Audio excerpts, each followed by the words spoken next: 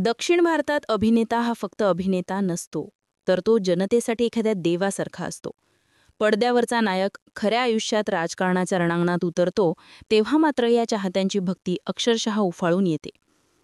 हजारोंच्या संख्येने लोक त्यांच्या दर्शनासाठी, त्यांच्या सभेत उपस्थित राहण्यासाठी प्राणपणाला लावतात. पण या आंधळ्या भक्तीची किंमत अनेकदा जीव घेणं ठरते. तमिळ सुपरस्टार थलपती विजयच्या करूर येथील सभेत झालेली भीषण चेंगराचेंगरी याचं ताजं उदाहरण आहे.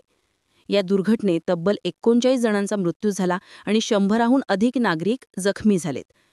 या घटनेनंतर राजकीय नेत्यांकडून संमिश्र प्रतिक्रिया उमटू लागल्या.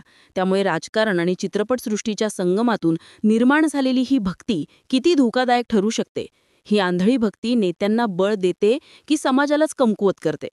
आणि अशा या आंधळ्या भक्तीमध्ये निरपराध जीव जाण्याला जबाबदार नक्की कोण, असा प्रश्न उपस्थित होतो.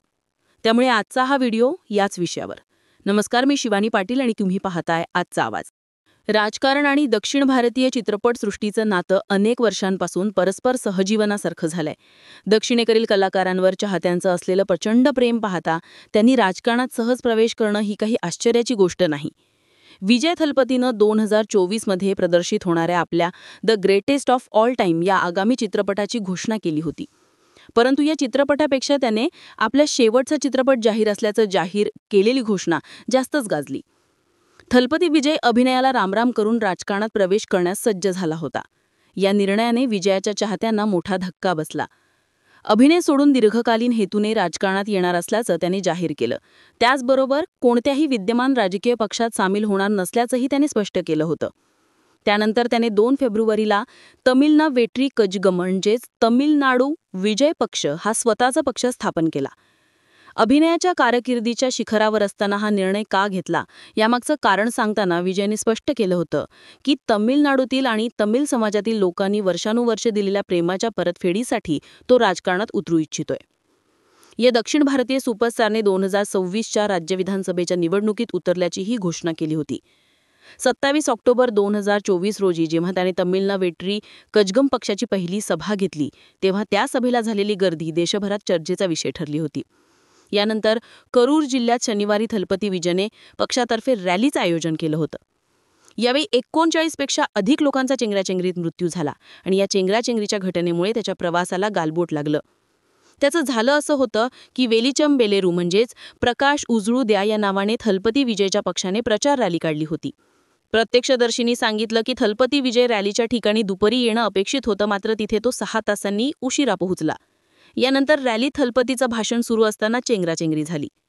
एका प्रत्यक्षदर्शी सूर्याने सांगितलं की चेंगराचेंगरी झाल्यानंतरही गर्दी पांगली नव्हती. लोकांना उभं राहायला रस्त्यावर जागा नव्हती, रुग्णवाहिकेला वाट मिळाली नाही. त्यामुळे बचाव कार्य धीम्या गतीने सुरू होतं. मात्र जिल्हा प्रशासनाने दिलेल्या माहितीनुसार या रॅलीसाठी 10,000 लोकांना परवानगी देण्यात आली होती. त्यासाठी 500 पोलीस तैनात करण्यात आले होते. मात्र सायंकाळपर्यंत हजारो लोक घटनास्थळी जमा झाले. चेंगराचेंगरीची घटना घडल्यानंतर सुमारे 30,000 लोक उपस्थित होते, असं शासकीय यंत्रणांच्या कर्मचाऱ्यांनी सांगितलं. चेंगराचेंगरीची घटना घडल्यानंतर विजय थलपतीनं त्याचं भाषण थांबवलं. दरम्यान गर्दी नियंत्रित करण्यासाठी पोलिसांनी लाठीचार्जही केला. यानंतर तमिळनाडूचे मुख्यमंत्री M.K. स्टालिन यांनी मृतांच्या नातेवाईकांना प्रत्येकी 10 लाख रुपयांची मदत आणि जखमींना प्रत्येकी 1 लाख रुपयांची मदत जाहीर केली. पण या सगळ्याला जबाबदार कोण, हा प्रश्न उठतोच. पण या चेंगराचेंगरीनंतर विजय थलपती मात्र विमानतळावर दिसला. इतक्या मोठ्या दुर्दैवी घटनेनंतर विजय अशा पद्धतीने का निघून गेला, त्यामुळे अनेकांनी त्याच्यावर टीका केली. खरं तर मुख्यमंत्री होऊ पाहणाऱ्या विजय थलपतीनं झालेल्या चेंगराचेंगरीनंतर असं निघून जाणं इच्छित नव्हतं.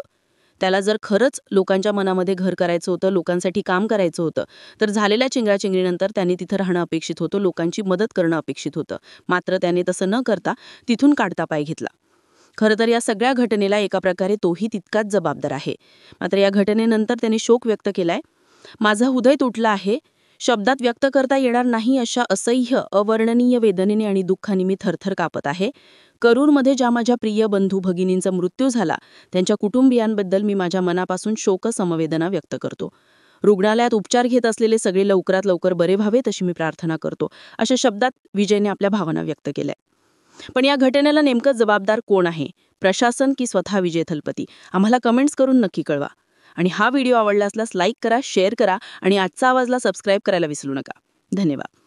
समाजकारण, प्रशासन आणि राजकारणातल्या अचूक विश्लेषणासाठी आजचा आवाज सोशल मीडिया प्लॅटफॉर्म्सना लाईक, फॉलो आणि सबस्क्राईब करा.